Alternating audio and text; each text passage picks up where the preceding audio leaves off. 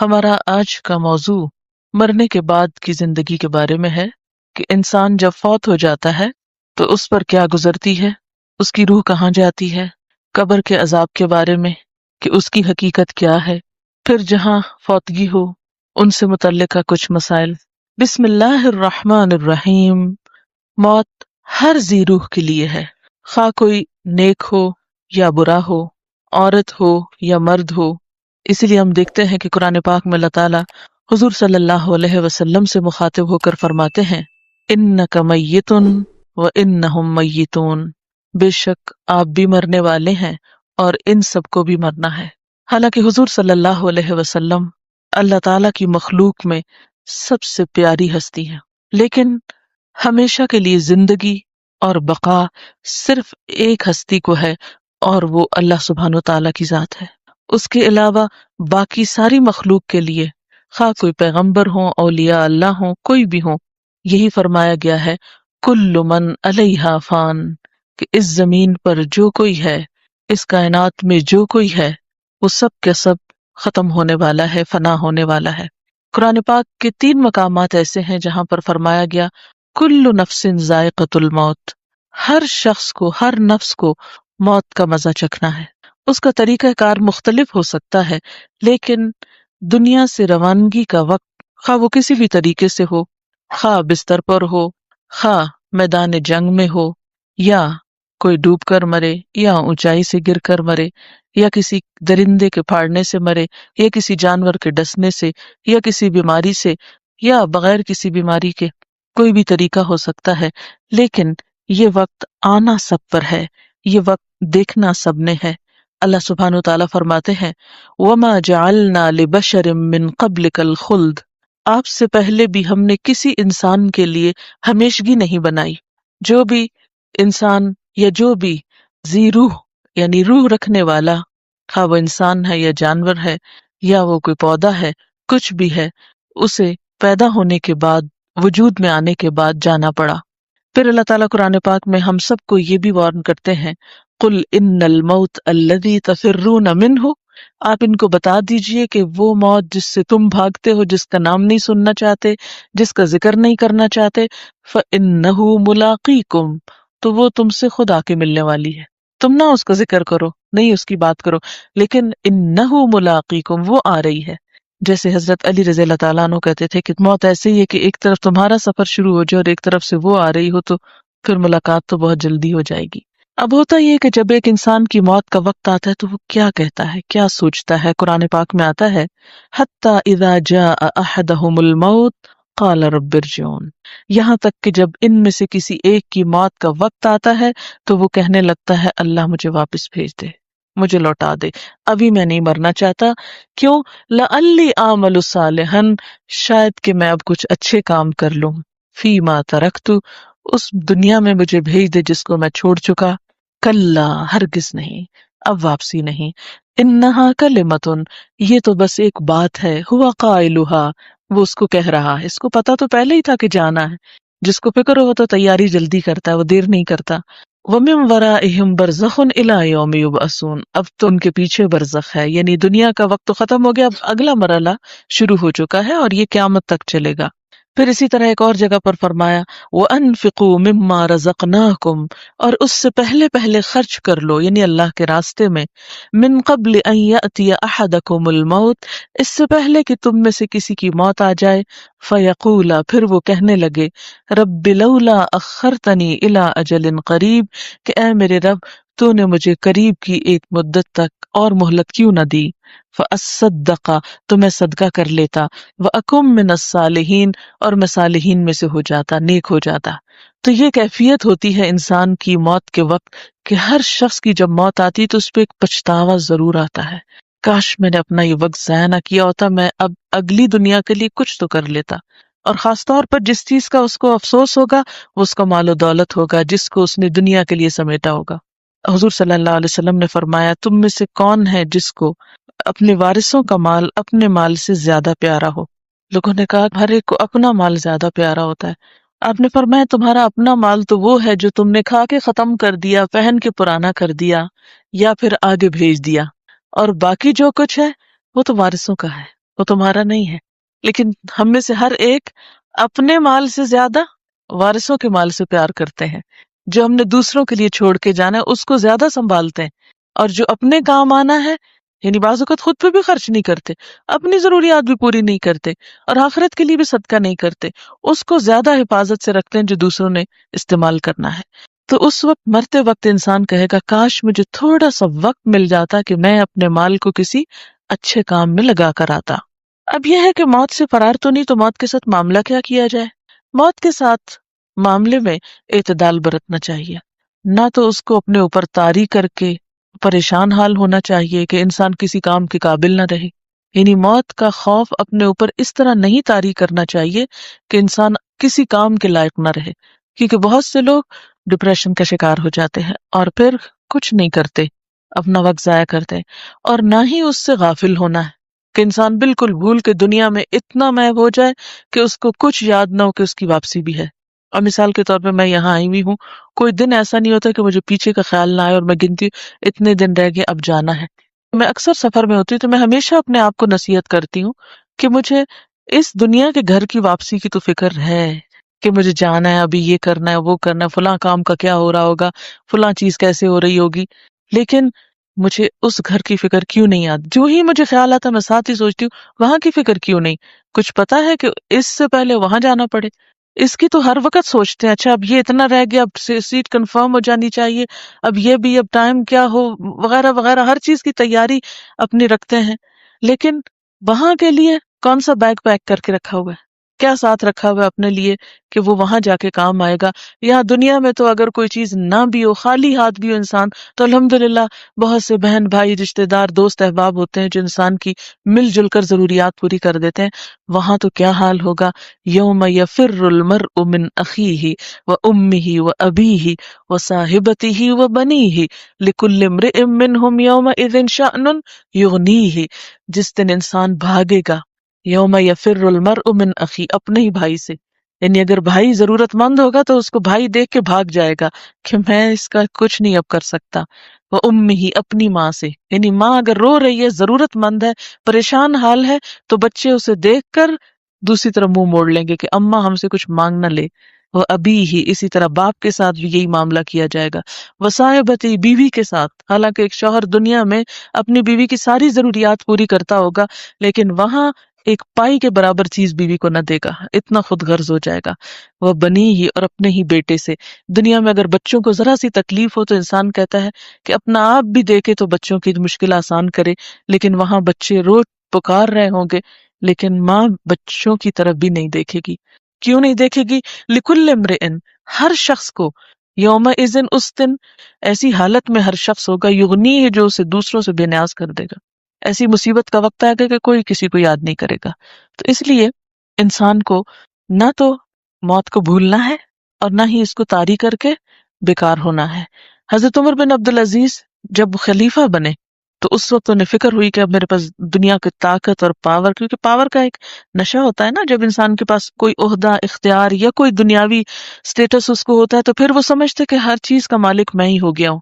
تو اس وقت حضرت عمر بن عبدالعزیز کو یہی فکر ہوئی کہ ایسا نہ ہو کہ اب دنیا میرے قدموں میں آ گئی ہے. ظاہر ہے کہ اس وقت کے جو بادشاہ ہوتے تھے ان کا ہر حکم ہی قانون ہوتا تھا، کوئی ان کو روک پکڑ نہیں سکتا تھا، اور ہر چیز میں اپنی مرضی کر سکتے تھے.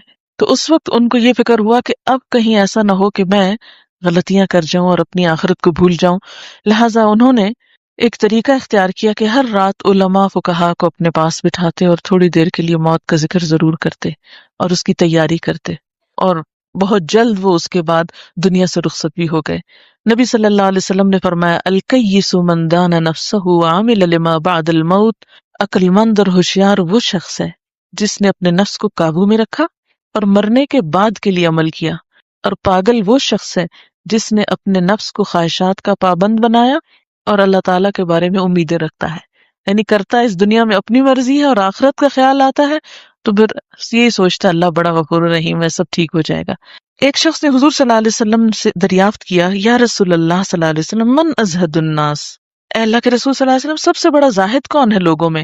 فرمایا وہ ہے جو قبر اور گلنے سڑنے کو نہ بھولے، اور دنیا کی فضول زینت کو چھوڑ دے اور باقی رہنے والی چیز کو فنا ہونے والی چیز پہ ترجیح دے اور آئندہ کل کو اپنے دنیا کے دنوں میں شمار نہ کرے، یعنی دنیا کا جو کل ہے اس کو ایکسکلوڈ کر دے کہ پتہ نہیں ملتا ہے کہ نہیں ملتا۔ آپ صلی اللہ علیہ وسلم نے یہ بھی فرمایا اکثروا ذکر ھذم اللذات، یعنی الموت، لذتوں کو ختم کر دینے والی چیز، کیونکہ مرنے کے بعد تو نہ کھانے کا مزہ رہے گا نہ پہننے کا، کفن وہ ہوگا جو پیپ سے بھر کے خراب ہو جائے گا، اور انسان کو دنیا کا کوئی کھانا پہنچے گا نہیں، خواہ پیچھے والے بیٹھ کے کتنی بھی دیگیں پکاتے اور کھاتے رہیں، مردے کو تو اس سے کوئی فائدہ نہیں ہوگا۔ تو آپ صلی اللہ علیہ وسلم نے فرمایا کہ وہ چیز جو تمہاری دنیا کی ساری لذتوں کو ختم کر دے گی اس کا ذکر کثرت سے کیا کرو۔ اور پھر آپ نے یہ بھی فرمایا کہ خوش قسمت وہ ہے جو دوسرے سے نصیحت پکڑ لے، کسی دوسرے کو دنیا سے جاتے دیکھ کر خود اپنا حساب کتاب درست کر لے۔ لیکن ہمارا حال یہ تھا جب کوئی فوت ہوتا ہے تو ہم کہتے ہیں شکر ہے میں تو بچ گئی، یہ میری تو نہیں باری آئی نا، کسی اور ہی کی ہے، تو اپنے لیے پھر بھی کچھ نہیں کرتے، اسی کے لیے روتے دھوتے رہتے ہیں، اسی کے لیے کچھ کرتے کراتے رہتے ہیں، اور عام طور پر کیا ہوتا ہے اس کو پڑھ پڑھ کے دیتے رہتے ہیں، اپنے لیے پھر بھی نہیں پڑھتے بیٹھ کے، یعنی اس کو پڑھ پڑھا کے دے کے پھر فارغ ہو کے آ جاتے ہیں اور بھول جاتے ہیں کہ ہمیں ہر روز اپنے لیے خود بھی کچھ پڑھنا کرنا ہے۔ پھر اسی طرح یہ ہے کہ موت کا جو وقت مقرر ہے وہ نہیں ٹلے گا، وَلَن يُؤَخِّرَ اللَّهُ نَفْسًا إِذَا جَاءَ أَجَلُهَا، یہ حقیقت ہم سب کو اچھی طرح یاد رکھنی چاہیے۔ پھر یہ کہ جان نکلتی کیسے ہے، یعنی کس طرح فرشتے آتے ہیں، تو ملک الموت کا نام سب نے سن رکھا ہوگا۔ ملک الموت جو ہے یہ ہیڈ ہے، ملک فرشتے کو کہتے ہیں، اور موت کا فرشتہ یعنی اسرائیل علیہ السلام جن کو کہتے ہیں، ان کے ساتھ ایک پورا عملہ ہے، ایک پوری ٹیم ہے۔ کیونکہ بعض لوگ کہتے ہیں نا اگر حضرت اسرائیل جان نکالتے ہیں تو ایک وقت میں 100 لوگوں کی جان نکل رہی ہو تو وہ کس کس کے پاس جاتے ہیں؟ وہ ہر ایک کے پاس خود نہیں جاتے، وہ یعنی کہ سب کے سردار ہیں اور وہ ڈیوٹیز اسائن کرتے ہیں، ان کے نیچے پورا ایک جو ان کا ڈپارٹمنٹ ہے، انہوں نے ان کو وہ کام اسائن کیا ہوا ہوتا ہے، کیونکہ اللہ تعالیٰ کی طرف سے وہ سال کا بجٹ مل جاتا ہے کہ اس سال کتنے لوگوں کو دنیا سے واپس جانا ہے، تو وہ اکارڈنگلی ڈیوٹیز مقرر کر لیتے ہیں کہ فلاں فلاں فلاں فلاں، اور پھر وہ ان کو اسائن کر دیتے ہیں اور پھر وہ سارا اس معاملے کو خود لک آفٹر کرتے ہیں۔ تو اسی لیے فرمایا کہ تمہیں موت کا وہ فرشتہ آ کے پکڑے گا الذی وکل بکم، جو تم پہ مقرر کیا گیا ہے، جو تمہارے لیے اسائن کیا گیا ہے، ثم الی ربکم ترجعون، پھر تمہارے رب کی طرف تمہیں لوٹایا جائے گا۔ پھر اسی طرح یہ ہے کہ موت کے وقت بھی 2 طرح کے فرشتے ہوتے ہیں، ایک اچھی شکل والے اور ایک بھیانک شکل والے۔ ہوتا یہ ہے کہ جو نیک شخص ہوتے ہیں ان کے پاس نیک فرشتے آتے ہیں اچھی شکل و صورت کے ساتھ، خوشبودار کفن لے کر، جیسے جسم کو کفن میں لپیٹا جاتا ہے تو حدیث میں آتا ہے کہ روح کو بھی کفن میں لپیٹ کے لے جایا جاتا ہے۔ تو جو نیک شخص ہوتا ہے اس کی روح کو خوشبودار کپڑے میں یا خوشبودار چیز ہوتی ہے جو بھی، اس میں ریپ کر کے اوپر لے جاتے ہیں، اور جو برا شخص ہوتا ہے اس کے لیے چیسڑے اور خراب قسم کی بدبودار چیز ہوتی ہے جس میں اس کو لے جایا جاتا ہے۔ اب ہوتا یہ ہے کہ جو برا شخص ہوتا ہے اس کے بارے میں قرآن پاک میں آتا ہے ان الذین توفاہم الملائکۃ ظالمی انفسہم، بے شک وہ لوگ کہ فرشتے ان کی جان لیتے ہیں اس حال میں کہ وہ اپنی جانوں پہ ظلم کرنے والے تھے، یعنی غلط کاموں میں مبتلا ہوتے ہیں۔ قالوا فیم کنتم، پوچھتے ہیں یہ تم کیا کر رہے تھے، کس حال میں تھے؟ قالوا کنا مستضعفین فی الارض، وہ کہتے ہیں کہ ہم زمین میں بڑے مجبور تھے، بڑی مجبوریاں تھی ہماری، بڑے کمزور تھے، اس لیے ہمیں کچھ غلط کام کرنے پڑ رہے تھے۔ وہ اپنے عذر بہانے شروع کر دیں گے کہ ہمارا ماحول ہی ایسا تھا، جگہ ایسی تھی۔ قالوا الم تکن ارض اللہ واسعہ، وہ پوچھیں گے اللہ کی زمین وسیع نہ تھی؟ فتہاجروا فیہا، تم یہاں سے ہجرت کر جاتے، مائگریٹ کر جاتے، یہ کمپنی یہ لوگ چھوڑ جاتے جہاں تم اللہ کی اطاعت نہیں کر سکتے تھے۔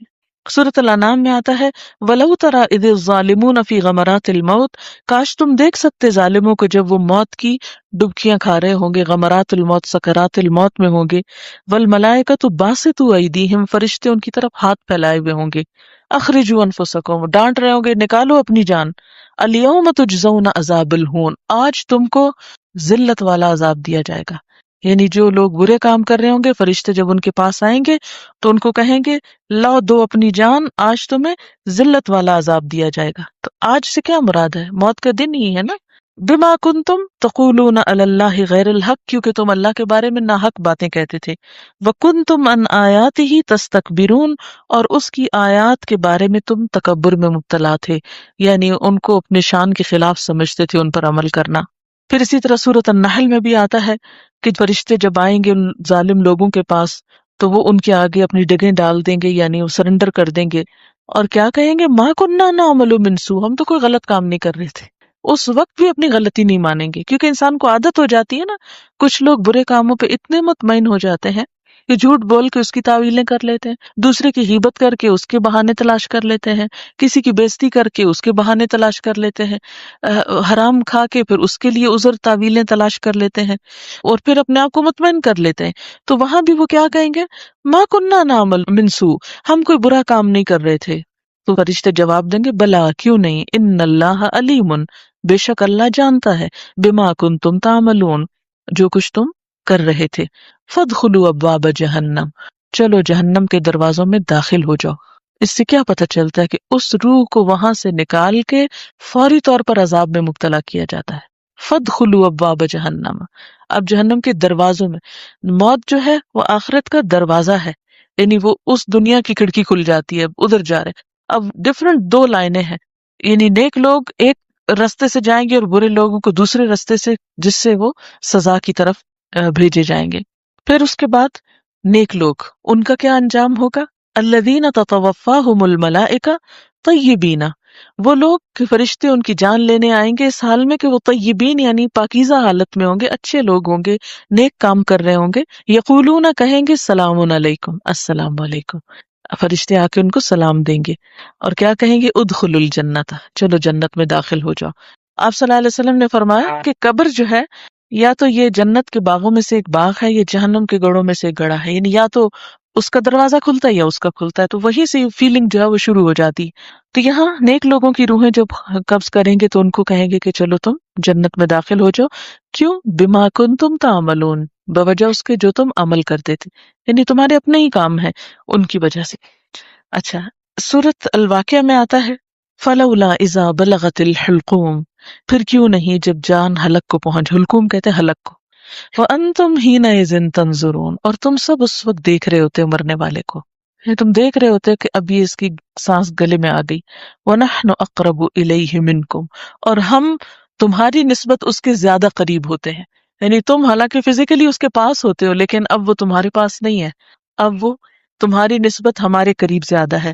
وَلَٰكِن لَا تُبْصِرُونَ، لیکن تم دیکھ نہیں سکتے کہ اب اس کے اوپر ہو کیا رہا ہے. فَلَوْلَا إِن كُنتُمْ غَيْرَ مَدِينِينَ، پھر کیوں نہیں اگر ہو تم تابع دار. مدینین کا لفظ جو ہے دین سے نکلا ہے، یہاں مراد ہے جزا دیے ہوئے، زیر حکم، مسخر، محکوم. دانا یدینو کا لفظی معنی ہوتا ہے ماتحت ہونا، بدلہ دینا. یعنی اگر تم سمجھتے ہو کہ تمہارا کوئی آقا نہیں جس کے تم زیر فرمان ہو، یا کوئی جزا سزا کا دن نہیں، فلولا ان کنتم غیر مدینین، پھر کیوں نہیں اگر تم سمجھتے ہو کہ تمہیں کوئی بھی جزا سزا دینے والا نہیں، تم کسی کے زیر اثر نہیں، ترجونہا، تم اس کو لوٹا کیوں نہیں لیتے، ان کنتم صادقین، اگر تم سچے ہو، یعنی اگر تمہارا کچھ بس چلتا ہے تو مرنے والے کو واپس لے لو. فاما ان کان من المقربین، پھر اگر مرنے والا مقربین میں سے ہوتا ہے یعنی نیک لوگوں میں سے ہوتا ہے، فروح وریحان وجنت النعیم، تو اس کے لیے خوشی ہوتی ہے. ریحان پھول کو بھی کہتے ہیں، پھول ہوتے ہیں اور نعمتوں والے باغ ہوتے ہیں. یعنی جیسے دنیا میں کسی کا استقبال پھولوں کے ساتھ کیا جاتا ہے، تو نیک لوگوں کی جان نکالتے وقت وہ فرشتے بھی انہی چیزوں کے ساتھ اس کا استقبال کریں گے.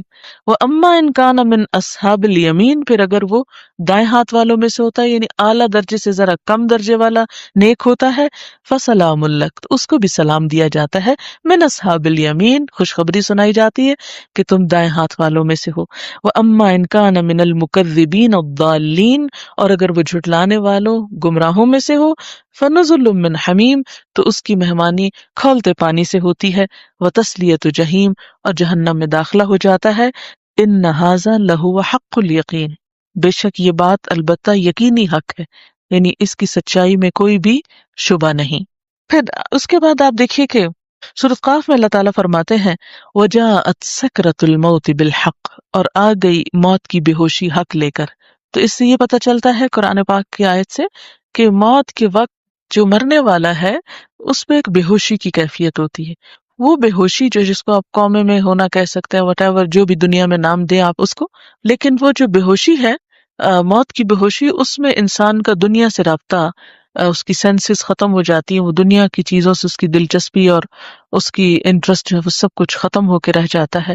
اب وہ بظاہر دیکھ بھی رہا ہو تو وہ آپ کو نہیں دیکھ رہا ہوتا، وہ کچھ اور ہی دیکھ رہا ہوتا ہے۔ اسی لیے آپ نے کئی تجربات میں سنا ہوگا کہ لوگ کہتے ہیں بہکی بہکی باتیں کرنے لگتے ہیں، لگتا ہے پتہ نہیں کس سے باتیں کر رہے ہیں، کون ان کو نظر آ رہا ہے۔ تو وہ یہی چیز ہوتی ہے کہ وہ ایک بے ہوشی کی کیفیت ہے جس کو قرآن سکرت الموت کہتے ہیں۔ سکر عربی میں نشے کو کہتے ہیں بیسیکلی۔ تو بے ہوشی اور نشہ جو ہوتا ہے وہ ملتا جلتا ہوتا ہے۔ ذَلِكَ مَا كُنْتَ مِنْهُ تَحِيدُ، یہ وہ چیز ہے جس سے تو بھاگتا تھا، جس کے بارے میں تو سوچنا نہیں چاہتا تھا۔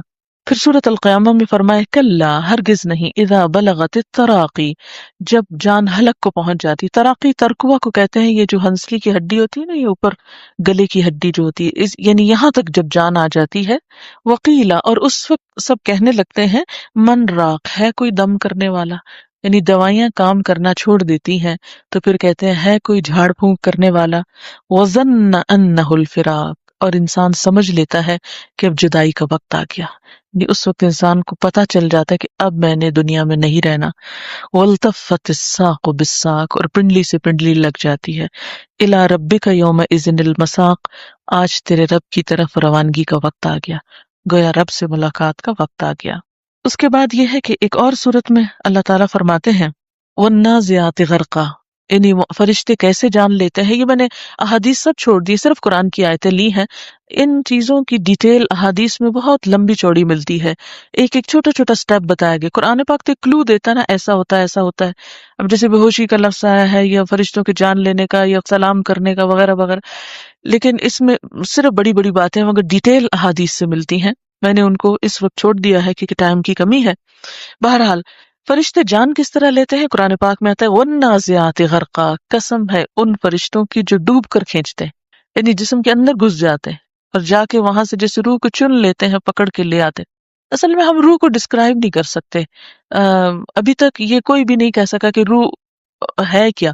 نہ تو وہ کسی ہاتھ میں آتی ہے، نہ کسی آلے میں آتی ہے، نہ پتہ چلتا کب جسم میں آئی، یعنی ماں کے پیٹ میں جب بچے کے اندر آتی ہے تو پتہ نہیں چلتا، اور نکل جاتی ہے تو پتہ نہیں چلتا۔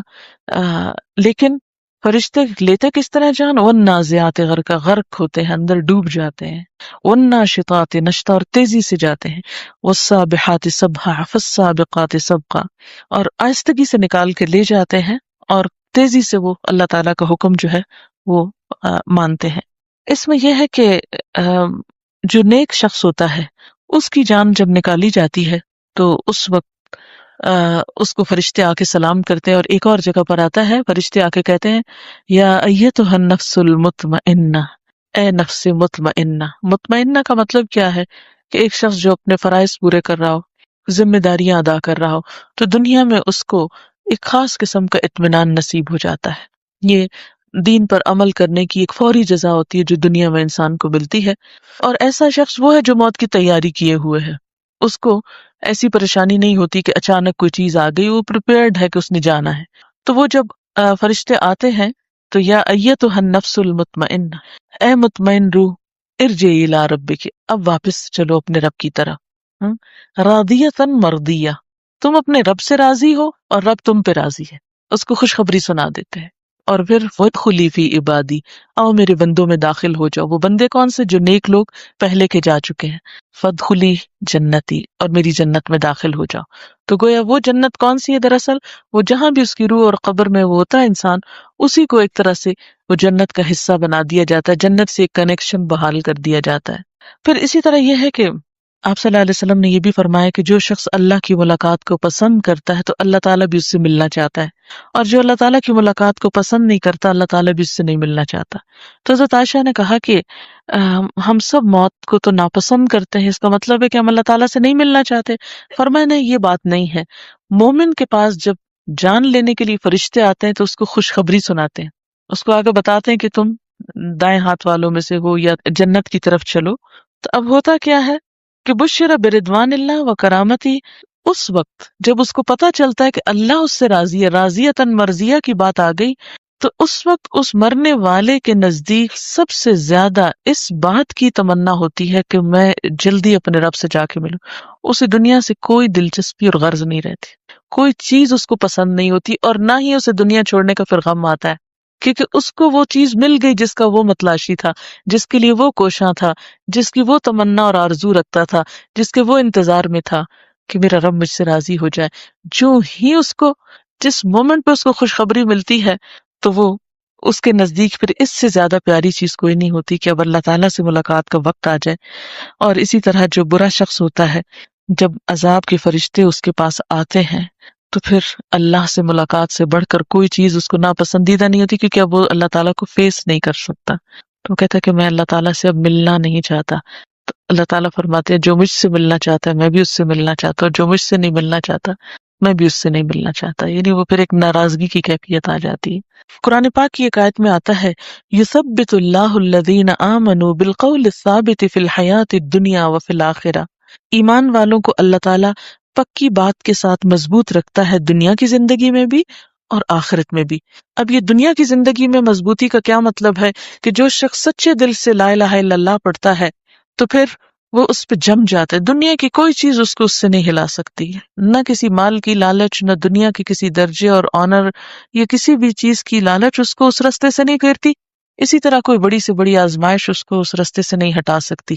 جیسے ہم صحابہ کرام کو دیکھتے ہیں کہ بڑی سے بڑی تکلیف بھی آئی، انہوں نے یہ نہیں بھول کے سوچا کہ ہم اللہ کا یہ راستہ چھوڑ دیں. اسی طرح جو لوگ سچے دل سے کلمہ پڑھتے ہیں وہ کسی دکھ تکلیف کے آنے پہ اللہ سے ناراض نہیں ہوتے، وہ اللہ تعالیٰ کی عبادت نہیں چھوڑتے، راستہ نہیں چھوڑتے. کچھ لوگ آپ نے دیکھا ہوگا نماز چھوڑ بیٹھتے ہیں کہ ہماری یہ دعا نہیں سنے گی اس لیے نماز کا کوئی فائدہ نہیں، نماز نہیں پڑھتے یا اور اچھے کام نہیں کرتے. تو اس کا مطلب کیا ہے کہ وہ متزلزل ہو گئے، پھسل گئے. تو اللہ تعالیٰ جو سچے دل سے ایمان لے دنیا میں بھی ان کو اس ایمان کی استقامت دیتا ہے اور آخرت میں بھی. اس آیت کی تفسیر یہی کی گئی ہے کہ ان الذین قالوا ربنا اللہ ثم استقاموا تتنزل علیہم الملائکہ، بے شک وہ لوگ جنہوں نے کہا اللہ ہمارا رب ہے پھر اس پہ جم گئے تو ان پہ فرشتے اترتے ہیں. اللہ تخافوا ولا تحزنوا، نہ ڈرو نہ خوف کھاؤ نہ غم کھاؤ. وابشروا بالجنۃ التی کنتم توعدون، خوشخبری پاؤ اس جنت کی جس کا تم وعدہ دیے جاتے تھے. نحن اولیاؤکم فی الحیات الدنیا وفی الآخرہ، ہم تمہارے دوست ہیں دنیا میں بھی اور آخرت میں بھی. اور یہاں دونوں آیتوں میں آخرت سے مراد قبر لی گئی ہے کہ وہاں جب انسان کا امتحان ہو رہا ہوتا ہے، وہاں جب انسان کا حساب کتاب ہو رہا ہوتا ہے تو اللہ تعالیٰ سچے ایمان والوں کو وہاں بھی تسلی اور اطمینان کے ساتھ کامیاب کراتا ہے اور فرشتے ان کے مددگار ہوتے ہیں، ان پر وہاں کوئی خوف اور غم نہیں ہوتا. اس کے برعکس جو لوگ دنیا میں ڈاواں ڈول ہوتے ہیں وہ وہاں بھی ہچکچا جاتے ہیں. آپ صلی اللہ علیہ وسلم نے فرمایا منافق سے جب سوال کیا جاتا ہے، اس کا حساب کتاب ہوتا ہے، تو اس سے جب پوچھا جاتا ہے کہ تمہارا رب کون ہے تو وہ کہتا ہے مجھے نہیں پتا، لوگ جو کہتے تھے میں بھی کہتا تھا. تمہارا رسول کون ہے تو وہ کہتا ہے جو لوگ کہتے تھے میں بھی کہہ دیتا تھا. تمہارا دین کیا ہے مجھے نہیں پتا، جو لوگ کہتے تھے میں بھی وہی کہتا تھا. کافر بھی یہ جواب دیتا ہے، منافق بھی یہی جواب دیتا ہے. لیکن جو شخص سچے دل سے سوچ سمجھ کے اس ساری حال پر ہوتا ہے وہ جواب بھی اسی کے مطابق دیتا ہے، اور اس وقت اللہ تعالیٰ ایمان والوں کو ثابت قدم رکھتے ہیں. اس کے بارے میں حدیث میں آتا ہے جب میت دفن کی جاتی ہے تو اس کے پاس 2 سیاہ آنکھوں والے فرشتے آتے ہیں.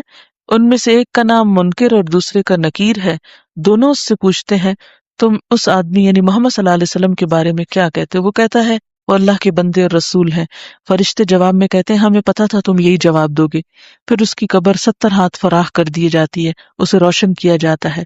پھر بندے سے کہا جاتا ہے سو جاؤ. وہ کہتا ہے میں اپنے گھر والوں میں واپس جا کر انہیں خبر دینا چاہتا ہوں، بتانا چاہتا ہوں کہ میں کتنا خوش ہوں. فرشتے کہتے ہیں یہ ممکن نہیں، اب نہیں واپس جا سکتے. کیوں؟ اس لیے کہ برزخ آ گیا نا. یہ جو ہم کہتے ہیں کہ وہ روح آتی ہے اور پھر وہ کھانا کھاتی ہے اور پھر وہ خوش ہوتی ہے، اور یہ سب ہم نے خود ایسی باتیں بتائی ہیں. یہ صحیح حدیث سے کیا پتہ چلتا ہے کہ جب بندہ جانا بھی چاہتا ہے تو اس کو برزخ آ گیا نا. برزخ کا مطلب پردہ ہوتا ہے، رکاوٹ آ گئی، اوٹ آ گئی. اور منافق سے فرشتے جو پوچھتے ہیں تو وہ کہتا ہے کہ میں لوگوں سے جو سنتا تھا وہی میں کہتا تھا.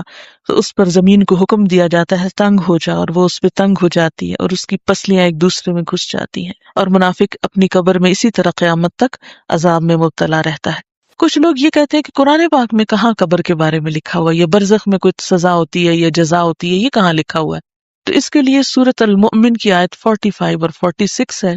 آل فرعون کے بارے میں اللہ تعالیٰ فرماتے ہیں وحاق بآل فرعون سوء العذاب، اور آ گھیرا آل فرعون کو بدترین عذاب نے، النار آگ، یوردون علیہا غدوا وعشیا، جس پر وہ صبح و شام پیش کیے جاتے ہیں، ویوم تقوم الساعہ، اور جس دن قیامت قائم ہوگی تو اس وقت کہا جائے گا ادخلوا آل فرعون اشد العذاب، آل فرعون کو آج سخت عذاب میں داخل کرو۔ تو اس سے کیا پتہ چلتا ہے، یعنی یہ آیت بہت کلیئر انڈیکیشن ہے برزخ کے عذاب کے بارے میں، یہ سزا اور تکلیف کے بارے میں۔